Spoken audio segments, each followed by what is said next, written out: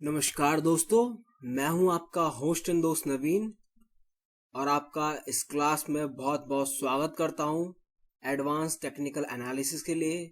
जैसा कि आप जानते ही हैं कि हम मॉड्यूल 3 पढ़ रहे हैं, चार्ट पैटर्न्स। सो स्टार्ट करते हैं। आज हम पढ़ने वाले हैं मॉड्यूल 3 चार्ट पैटर्न्स। उसके अंदर पढ़ेंगे यूनिट 2, जिसमें मैं बताऊंगा वेजेस, ट्राइंगल और फ्लैग्स आपको कैसे फाइंड करने हैं और किस तरह का ट्रेड बनाना है जब भी आपको अगर वेजेस, ट्रायंगल्स और फ्लैग्स दिखाई देंगे किसी भी चार्ट के अंदर। अगर आपको हमारी वीडियो पसंद आती है तो लाइक करें, शेयर करें और हमारे चैनल को सब्सक्राइब करना ना भूलें। So let's start. ट्रायंगल्स के बारे में बात करते हैं, सिमेट्रिकल ट्रायंगल्स के बारे में बात करते हैं। Symmetrical triangle, these are found when price make both lower highs and lower low.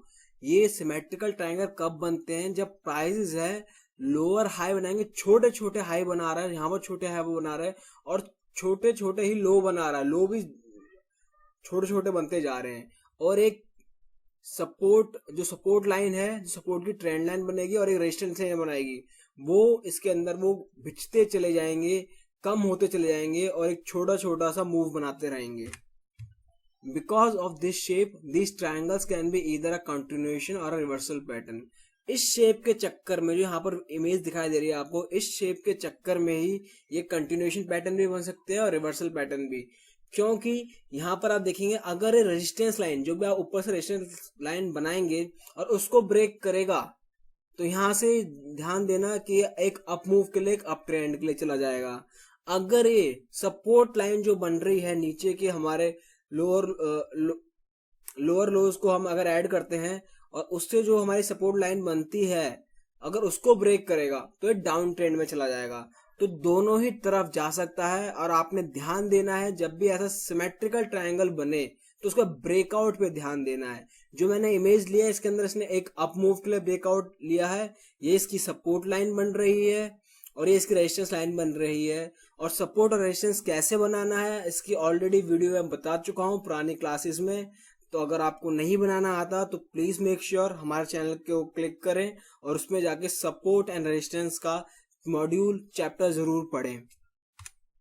Ascending triangles, these are found by a flat top और इक्वल हाई एंड हायर लोज।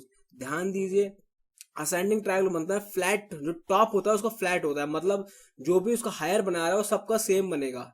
लेकिन जो उसके लो बन रहे हैं ना, वो हायर लो बन रहे हैं। यहाँ पर हायर लो हुआ, फिर अगला लो उससे ऊपर बनता है और अगला लो फिर उसके ऊपर बन रहा है, अगला लो उसके ऊपर बन रहा है। तो यहाँ से एक सपोर्ट लाइन ड्रॉ हो रही है और यहाँ से एक हमारी रेजिस्टेंस लाइन ड्रॉ होती है। रेजिस्टेंस लाइन एक बिल्कुल स्ट्रेट लाइन होती है जिसपे हाई सेम बनता है। एक इंपॉर्टेंट चीज बता दूं यार, जितने मैंने इमेजेस इतने इजीली ले लिए हैं, आपको पढ़ाने के लिए लिए हैं, लेकिन जब आप चार्ट्स की स्टडी करें तो थोड़ा ओपन माइंडेड रखें, क्योंकि एग्जैक्ट सेम वे में नहीं दिखता है। लेकिन आप ओपनली बड़ी तरीके से देखेंगे, चार्ट्स को स्टडी करेंगे तो आपको ये पैटर्न्स दिखाई देंगे। आपको मैक्सिमम पॉइंट्स मिलाने होते हैं, कभी भी कुछ ढूंढना तो मैक्सिमम पॉइंट्स मिलाने होते हैं। ये नहीं आपको पिक्चर परफेक्ट चार्ट्स नहीं मिलते हैं। रियल लाइफ के फर्क है, जब आप स्टडी कर रहे हैं उसमें बहुत फर्क है, और जो रियल लाइफ में आप चार्ट्स की स्टडी करेंगे तो उसके अंदर पिक्चर परफेक्ट चार्ट्स नहीं मिलते हैं। लेकिन आपको ओपन माइंडेडली काम करना है और चार्ट्स की स्टडी खुद सीखनी पड़ेगी। फिर से बोलूंगा, 100 चार्ट्स कम से कम पढ़िए, 100 चार्ट्स को देखिए अगर आप एक सक्सेसफुल ट्रेडर बनना चाहते हैं तो। This triangle is a bullish pattern and that can be continuation in a up move or a reversal at a support on a down move. ये जो ट्रायंगल है, ये जो असेंडिंग ट्रायंगल बनता है, तो बेसिकली एक बुलिश पैटर्न है। इसका मतलब क्या? बुलिश पैटर्न का मतलब है अगर ये ट्रायंगल एक अप ट्रेंड के अंदर बनता है तो एक कंटिन्यूएशन का दिखाएगा कि कंटिन्यूएशन होने वाला है अप ट्रेंड। अगर ये डाउन ट्रेंड में बनता है तो इसका मतलब समझ लिए अब रिवर्सल होने वाला है, सपोर्ट से अब रिवर्सल होगा और जो डाउन मूव है वो अप मूव में कन्वर्ट हो जाएगा। तो आपने इनके ब्रेकआउट्स पे ध्यान देने, जैसे ब्रेकआउट मिलता है प्लीज मेक श्योर जब भी ब्रेकआउट मिले, ब्रेकआउट होना चाहिए हमेशा विद मैक्सिमम वॉल्यूम, और जो ब्रेकआउट का जो क्लोज होना चाहिए हमेशा इसके सपोर्ट या रेजिस्टेंस से ऊपर होना चाहिए विद मैक्सिमम वॉल्यूम। वॉल्यूम बहुत इंपॉर्टेंट पार्ट प्ले करता है। Descending triangles, these are formed by a flat bottom और इक्वल लोज और लोअर हाइज। जब भी डिसेंगल ट्रायंगल बनेगा, डिसेंडिंग ट्रायंगल बनेगा, तो जो सपोर्ट लाइन बनेगी वो फ्लैट रहेगी, मतलब जो लो बनेगा वो फ्लैट रहेगा, ठीक है। लेकिन जो हाई बन रहे होंगे ना वो लो होते जाएंगे। यहाँ पर देखिए, यार बड़ा हाई बना, लेकिन अगला हाई जो बना वो छोटा बना, अगला हाई उससे छोटा बना, अगला हाई और उससे छोटा बना, ठीक है। बहुत इंपॉर्टेंट है चार्ट्स को देखना, इसकी स्टडी करना। This pattern is a bearish pattern and that can be continuation in a down move और reversal at a resistance on an up move. ध्यान दीजिए इस बात का, ये जो पैटर्न है आपको रिवर्सल दिखाता है, बेयरिश पैटर्न है, मतलब ये डाउन मूव दिखाता है कि अब ये पैटर्न बनना चालू हो गया है, एक टाइम ऐसा आएगा कि दोबारा से डाउन मूव में कंटिन्यूएशन हो जाएगा। अगर डाउन ट्रेंड में पैटर्न बन रहा है तो ये एज अ कंटिन्यूएशन पैटर्न का काम करेगा कि डाउन ट्रेंड कंटिन्यू होने वाला है और लंबे समय के लिए। लेकिन अगर अप ट्रेंड के बाद ऐसा आपको पैटर्न बनता है, इसका मतलब है कि अब रेजिस्टेंस की जो रेजिस्टेंस बहुत हैवी हो चुका है और अब पूरा मूव चेंज होने वाला है, अप ट्रेंड से सीधा डाउन ट्रेंड में जाएगा। तो आपको इस चीज की स्टडी करनी है। 100 चार्ट्स उठाइए, प्लीज चार्ट्स उठाइए और खुद स्टडी करिए, वरना आप हमेशा दूसरों के पीछे लगे रहेंगे, लोग आपसे पैसा लेते रहेंगे और आपको सही नॉलेज कभी नहीं मिल पाएगी। अब बात करते हैं वेजेस के बारे में। Rising wedges, these are formed with higher high and higher lows and act as a bearish signal. Rising wedge की देखिए मैंने इमेज निकाली हुई है, इसमें क्या करता है, हायर हाई बनाता है और हायर लो बनाता है, higher high and higher low, और लेकिन एक सपोर्ट, एक रेजिस्टेंस और एक सपोर्ट के बीच में ये बंधते चले जाते हैं। प्लीज मेक श्योर, ध्यान दीजिए, बार बार पैटर्न्स पे ध्यान दीजिए। जब आप पैटर्न्स को अपनी आंखों से देखना, बार बार देखेंगे, चार्ट्स में स्टडी करेंगे, आप ऑटोमेटिकली बिना सपोर्ट रेजिस्टेंस ड्रॉ किए भी आपकी आंखें उन्हें पहचान लेगी और आपको एक सही मूव लेना आ जाएगा। प्लीज ध्यान दीजिए। In an up trend they are reversal pattern and in a down trend they are continuation pattern.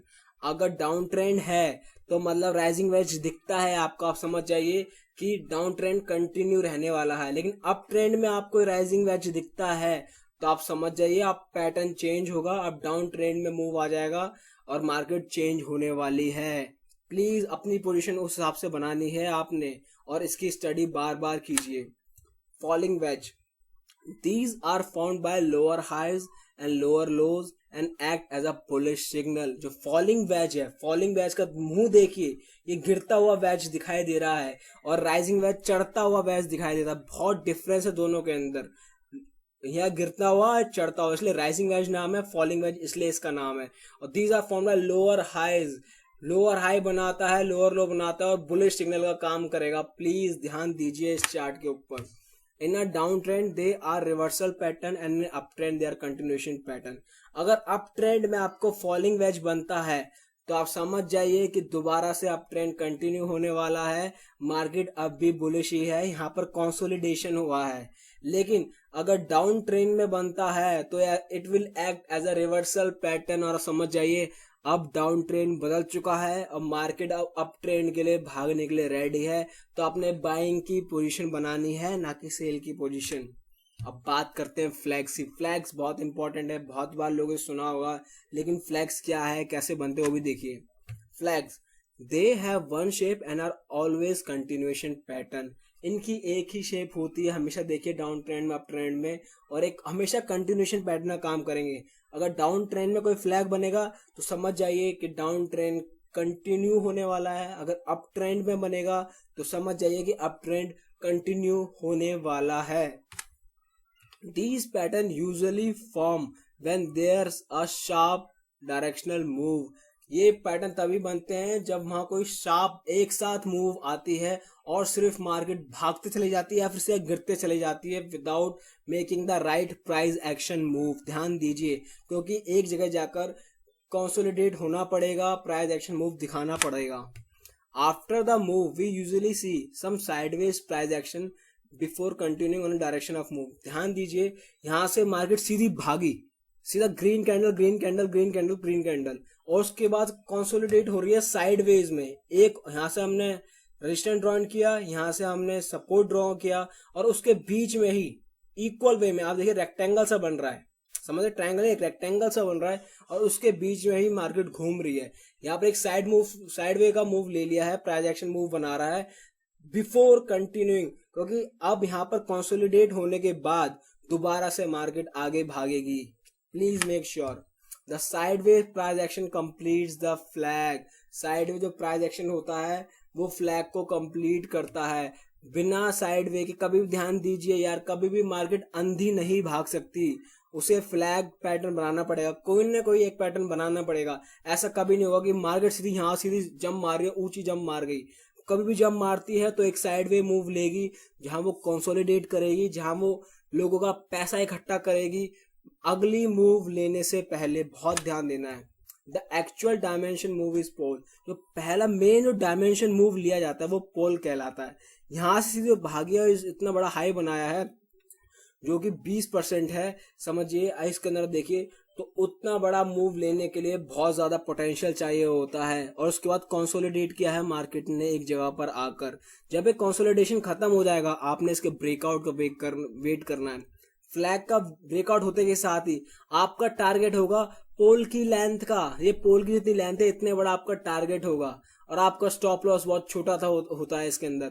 तो इसके अंदर फ्लैग जब भी आपको दिखाई देते हैं ना, कम से कम 2 गुना, 3 गुना, 4 गुना, इवन 5x तक आपका टारगेट मिल सकता है आपको, और आपका मोटे कमाई होने के चांसेस बहुत ज्यादा बढ़ जाते हैं और इसमें स्टॉप लॉस बहुत छोटा होता है। तो इस तरह के पैटर्न्स देखिए, अपने मुनाफे को बढ़ाइए, अपने घाटे को कम से कम करिए। बट इसको करने के लिए आपको ये पैटर्न्स ढूंढने होंगे, अपनी खुद की स्टडी करनी होगी, वरना आप औरों के पीछे भागते रहेंगे, खुद की स्टडी नहीं कर पाए तो कोई फायदा नहीं होगा। उम्मीद करता हूँ आपको ये तीनों चीज समझ आई होंगी। वेजिस समझ आए होंगे, ट्रायंगल समझ आए होंगे, फ्लैग समझ आए होंगे और आप इनकी खुद स्टडी करेंगे। धन्यवाद। और अब वीडियो पसंद आती है तो लाइक करें, शेयर करें, सब्सक्राइब करें, क्योंकि बहुत मेहनत लगती है यार। जय हिंद, जय भारत।